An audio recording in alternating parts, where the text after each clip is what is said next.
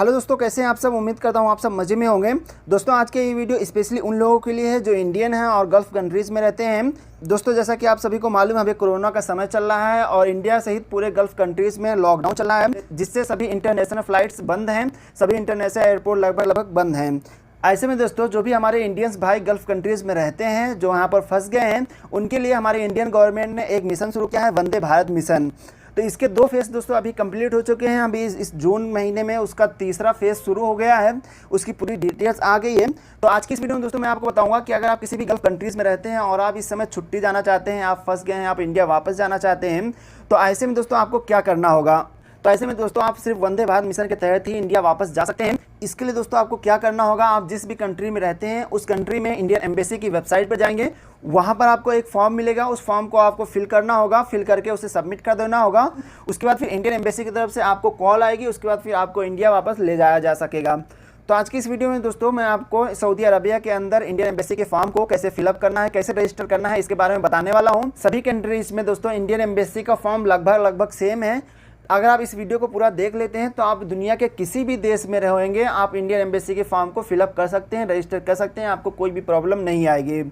तो दोस्तों आप इस वीडियो को लास्ट तक देखिए और साथ ही इस वीडियो को दोस्तों आप अपने दोस्तों के साथ भी शेयर करिए, जो भी गल्फ़ कंट्रीज़ में रहते हैं या किसी अदर कंट्रीज़ में रहते हैं, इंडिया के बाहर रहते हैं और इंडिया में वापस आना चाहते हैं। आप उनके पास इस वीडियो को शेयर करिए, वो ये वीडियो देखेंगे, उसके बाद फिर फॉर्म आसानी से फिलअप कर लेंगे, उसके बाद फिर वो आसानी से इंडिया वापस आ सकते हैं।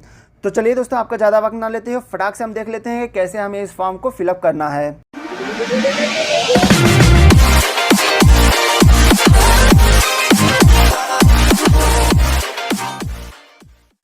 वंदे भारत मिशन के तहत आपको इंडिया वापस जाने के लिए इस फॉर्म को फिलअप करना है। इस फॉर्म की लिंक मैं आपको अपने वीडियो के डिस्क्रिप्शन में दे दूंगा, आप वहां पर क्लिक करके डायरेक्ट इस फॉर्म में आ जाएंगे।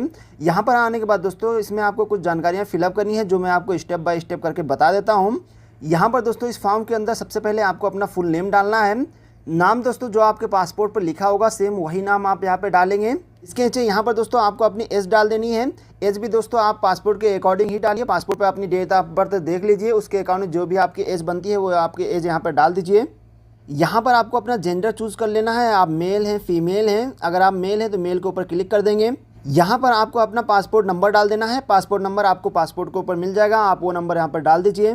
यहाँ पर आपसे पूछा जा रहा है कि क्या आपका पासपोर्ट वैलिड है, तो अगर आपका पासपोर्ट वैलिड है तो आप एस के ऊपर क्लिक करेंगे।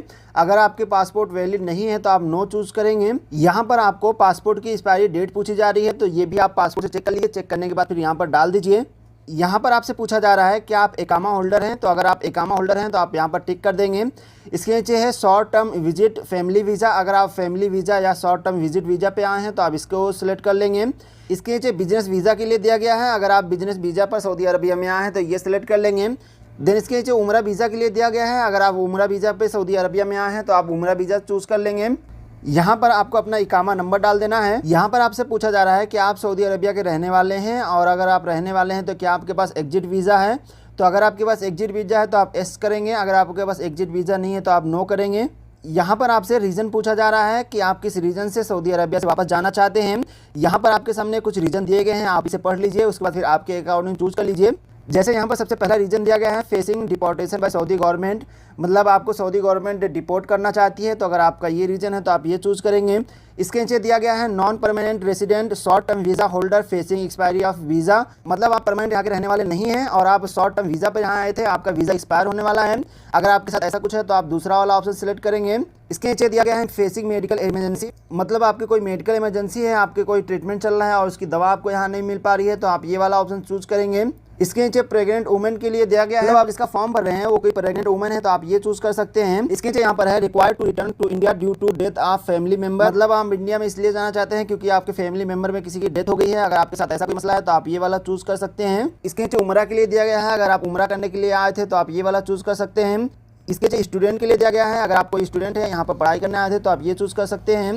इसके नीचे दिया गया है migrant worker labour who has been laid, अगर आप किसी माइग्रेंट वर्कर या लेबर के लिए फॉर्म भर रहा है तो आप ये वाला चूज़ कर सकते हैं। इसके यहाँ पर कैटेगरी चूज़ करने के लिए दिया गया है, यहाँ पर बहुत सारी कैटेगरी है, आप जिस कैटेगरी के अंदर आते हैं वो यहाँ पर चूज़ कर लीजिए। जिसे सबसे पहले यहाँ पर स्टूडेंट है, प्रोफेशनल है, वर्कर है, टूरिस्ट है, विजिटर है, डिपोर्टी है, आप इनमें से जिस भी कैटेगरी के अंदर आते हैं वो आपको यहाँ पे चूज कर लेना है। इसके नीचे यहाँ पर दिया गया है city of resident in Saudi Arabia, मतलब आप सऊदी अरबिया के किस सिटी में रहते हैं, आपको उस सिटी का नाम यहाँ पे डाल देना है।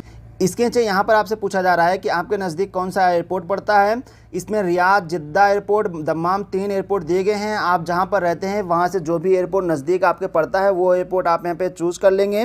जैसे मैं यहाँ पर अलमज़मा में रहता हूँ, मेरे पास रियाद एयरपोर्ट नज़दीक पड़ता है तो मैं रियाद सेलेक्ट कर लूँगा।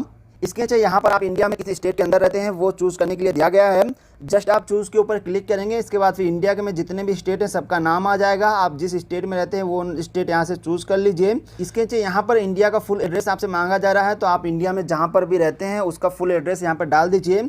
एड्रेस आप अपने पासपोर्ट के अकॉर्डिंग भी डाल सकते हैं। यहाँ पर पूछा जा रहा है nearest international airport to your preferred destination in India, मतलब आप जहाँ पर इंडिया में रहते हैं वहाँ से आपके पास कौन सा इंटरनेशनल एयरपोर्ट आपके नज़दीक पड़ता है, तो आप उस एयरपोर्ट का नाम यहाँ पे डाल देंगे। इसके नीचे यहाँ पर आपसे ईमेल एड्रेस मांगा जा रहा है, यहाँ पर आप अपना ईमेल एड्रेस डाल देंगे। यहाँ पर आपसे सऊदी का मोबाइल नंबर मांगा जा रहा है, तो आपको यहाँ पर सऊदी का मोबाइल नंबर डाल देंगे। यहाँ पर आपको एक चालू नंबर डालना है जिस पर बाद में एम्बेसी आपको कॉल कर सके। इसके नीचे यहाँ पर आपसे इंडिया का एक कॉन्टैक्ट नंबर मांगा जा रहा है, आप यहाँ पर इंडिया का एक चालू नंबर डाल दीजिए। यहाँ पर आपसे पूछा जा रहा है कि क्या आपका कोविड-19 टेस्ट हुआ है, तो अगर आपका कोरोना टेस्ट हुआ है तो आप यस कर दीजिए, अदरवाइज आप नो कर दीजिए। यहाँ पर आपसे आपके प्रोफेशनल स्किल के बारे में पूछा जा रहा है, मतलब आप सऊदी अरबिया में क्या काम करते हैं आपको वो यहाँ पर डालना है। जैसे आप यहाँ पर प्लम्बर हैं, ड्राइवर हैं, इंजीनियर हैं, डॉक्टर हैं, जो भी आप यहाँ पर काम करते हैं वो आप यहाँ पर डाल दीजिए। यहाँ पर कुछ डिक्लेरेशन के लिए दिया गया है, आप चाहें तो इसे पढ़ सकते हैं। इसके बाद फिर यहाँ पर I agree to the above undertaking लिखा हुआ है, इस पर आपको एस कर देना है। यहाँ पर पूरी डिटेल्स डालने के बाद आपको सबमिट के ऊपर क्लिक कर देना है। इसके बाद फिर यहाँ पर आपका फॉर्म सक्सेसफुली सबमिट हो जाएगा। यहाँ पर आपके सामने लिख कर आ जाएगा your response has been recorded. इसके बाद फिर दोस्तों अब आपको इंतजार करना है जब आपका नंबर एम्बेसी में लग जाएगा। उसके बाद फिर एम्बेसी की तरफ से आपको एक कॉल आएगी, वहाँ पर आपको आपके फ्लाइट की पूरी डिटेल्स बताई जाएगी और अब आपको बताया जाएगा किस दिन आपकी फ़्लाइट हो रही है। उस दिन फिर आप जाकर एयरपोर्ट पर फ्लाइट को ले सकते हैं। आई होप दोस्तों अब आपको समझ में आ गया होगा किस तरह से आपको इस फॉर्म को फिलअप करना है।